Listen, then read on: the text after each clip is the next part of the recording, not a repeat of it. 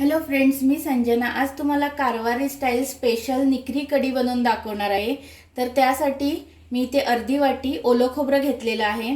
त्यानंतर तिखट, धनिया पावडर, हळद, मिरी, मीठ, इथे सोलं भिजत घातलेली आहेत, 2-3 लसणीच्या पाकळ्या आणि बारीक चिरलेला छोटासा एक कांदा।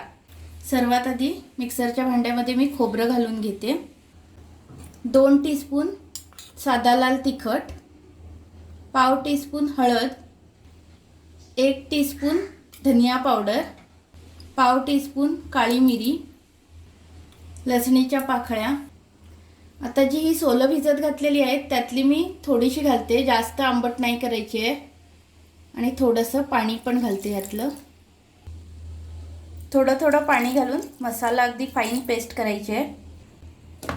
मसाला अगदी फाईन पेस्ट झालेली आहे। आता ज्या भांड्यात तुम्ही करी बनवणार आहे त्यामध्ये ओतून घ्यायचं आहे।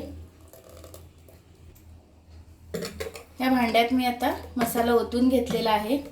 किती पातळ हवे तेवढं पाणी घालून कन्सिस्टन्सी ॲडजस्ट करून घेऊ शकता।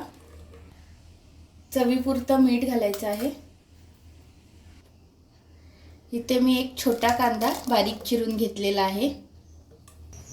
सगळं व्यवस्थित मिक्स करून आता हे भांडं जे आहे मी असंच गॅसवर ठेवलेलं आहे आणि त्याला आता मीडियम फ्लेमवर छान उकळी येऊ देणार आहे।